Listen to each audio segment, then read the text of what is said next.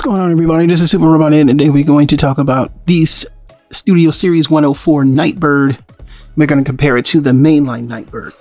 Right off the bat, these toys are too small, but that's to be expected because if we dealt with the Bumblebee movie, it was the same thing. They made certain characters smaller while they made the most important characters the normal sizes that we expected.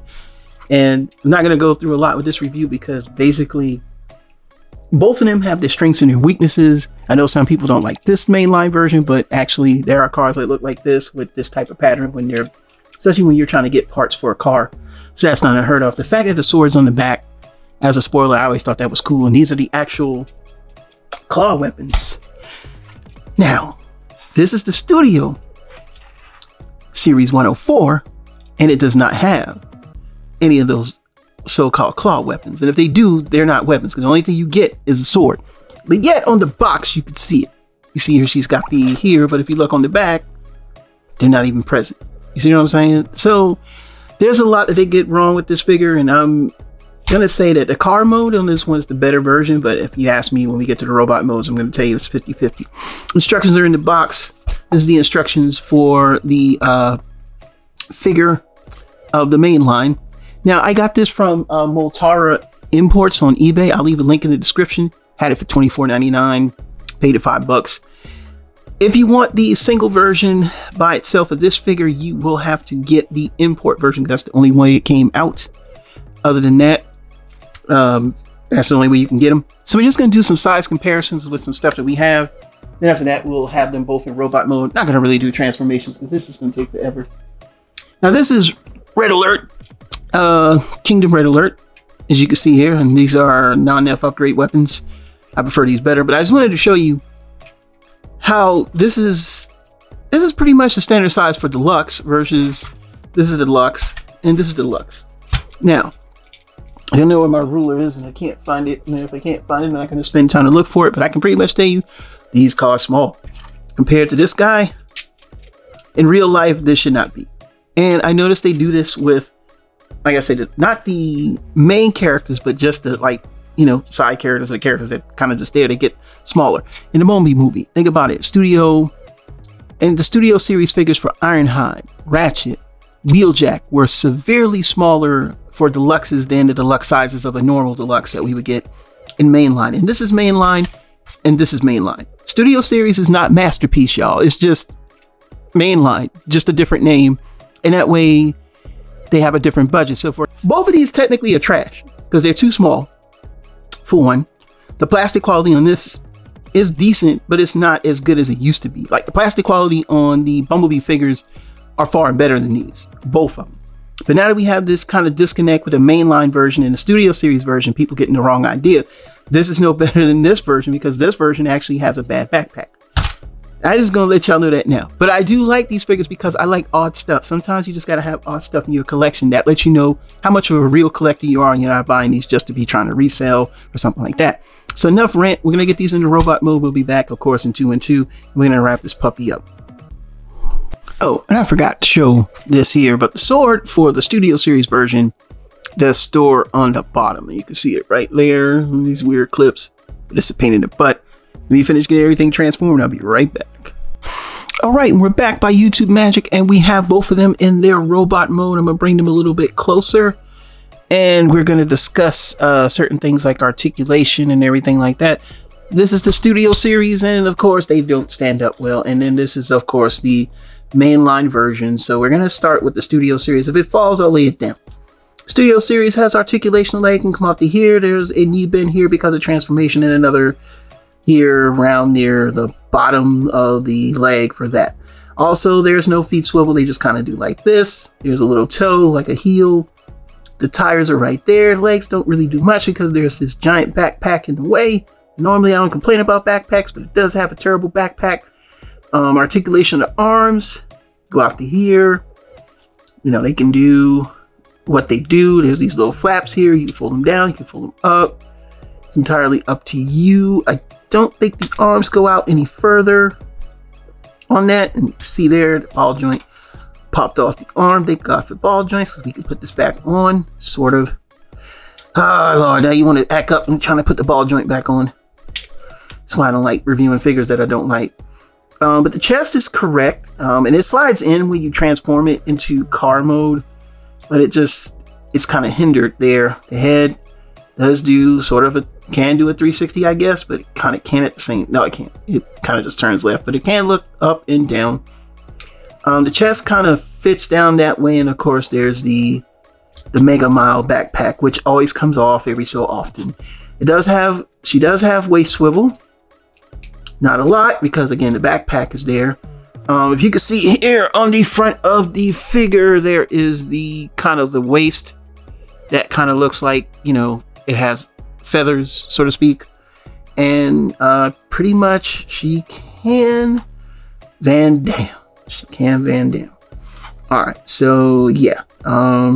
Is she tiny? She's super tiny. The car mode is out of scale. It's shrinkflation, but they do that with movie toys. That's why I don't buy a lot of them, because certain characters are not going to be produced correctly in there. You know, because it's just a budget. It's a budget thing, you know, and then, you know, it sucks. It's not designer's fault. It's the stockholders and things who want their maximizing of profits. Now we're going to show off the mainline version. Now the mainline version, let's get this out of the way. She is not going to do the splits. It's about as far as you're going to go, because she's got that.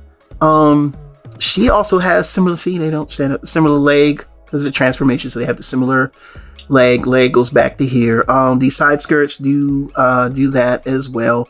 I don't think you can store the sword on the side, but you can store the sword on the back under here, because those slots will fit in the hole of the slots on her. Arm articulation does go pretty much 360. The tires in the way. The head, you know, can turn. It doesn't do a 360 it doesn't do a 360 head swivel either, but it can look up and down. Not as much as a Studio Series, so it doesn't have as much range of motion. Of course, it has waist articulation. The same thing with the feet. Everything is the same, but the backpack is a heck of a lot cleaner. It's just a lot cleaner, so I'm not sure as to how Hasbro did that. And then just to show you how ingenious the mainline version is, it's like I said before, this is based on the concept art. It's not, and it's definitely not accurate, because it has way too much of this brownish, goldish looking plastic. But the arm, they gave her one arm weapon, which she doesn't have the little claw looking things. But you take these apart, and then when you turn it into car mode, they kind of just store, when they were in car mode, they store it on the back, and that's how they form spoiler. So I think that's pretty good.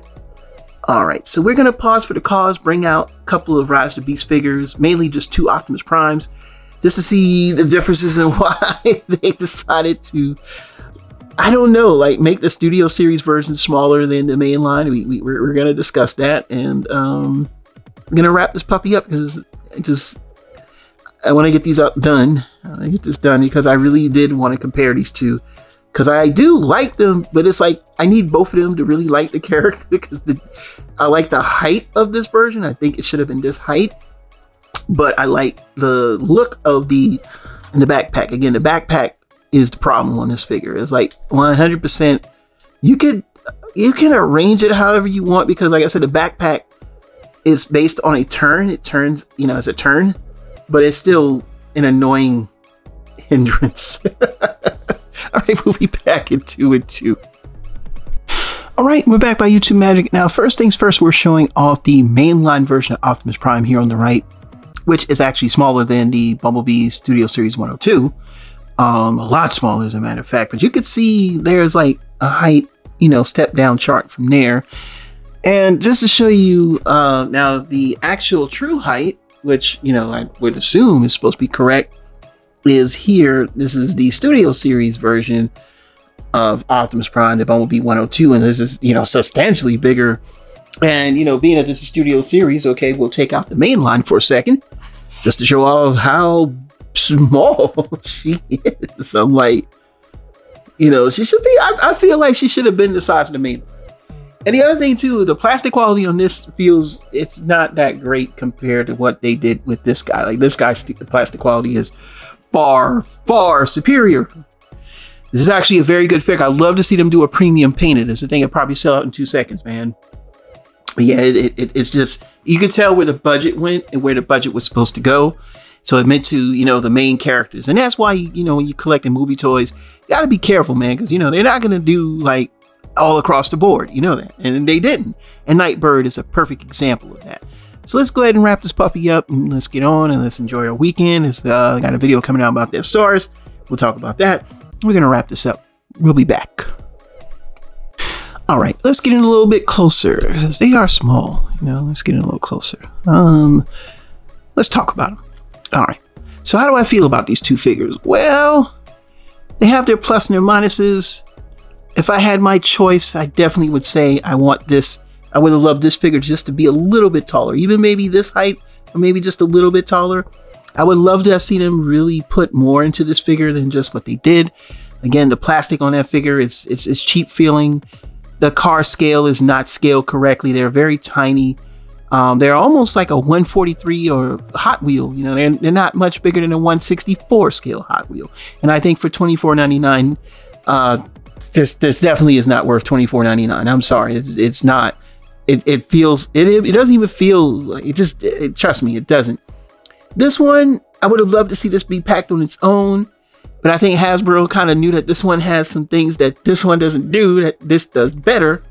And it does. But I mean, like I said before, the only way you could get this is either from that Target 3-pack, which is gone, or you can buy it worldwide separately. Like I said, it's Motara.imports on eBay.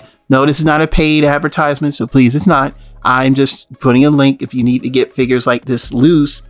If you didn't want to buy the 3-pack or you couldn't find it, then you could get this figure. Because like I said, I know I may have paid a little bit more, but if I wanted to try to find this figure on its own, because I really wanted this one on its own, I would have had to pay more because, you know, basically it's not available by itself worldwide. It might be later, but right now it isn't. So most people are trying to sell it because of this one. Actually, they're trying to sell it for more money.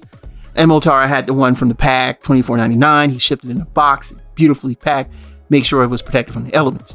Now, overall, if we're going to talk about which one I like and which one I don't like either and I like either. In other words, their strengths and their weaknesses in owning both. And therefore, I have no choice but to say, for myself, I needed both. Why? I kind of like this as a... I kind of want to put this with some of my regular mainline series as the Nightbird, you know, like, you know, something like that. This one, of course, is just a studio series. I would put it back in the box, of course. And all right, we're going to go ahead and show off the backdrop, which is the battle scene where they are out fighting in that, whatever this mausoleum looking thing. And of course, that's where they're fighting. And I mean, like I said before, she can barely stand on her own stand because of the backpack. And I don't want to touch it because it'll just fall off. Let's see if the mainline version actually benefits a little better. And we can see here. See, it works with the mainline better than me. But I mean, yeah, overall, they're both are great and they're both are not. It's up to you to buy them. I'm not going to tell you which one to get. I don't have a personal preference for either because like I said before, I like the look. I like the functionality of this one. So that's all I got. And that's all I got to say. Hasbro, just step your game up, man. This should have been a much better figure. Anyway, this is Super Robot. I have more news reviews. Until then, we'll see you soon. Bye-bye.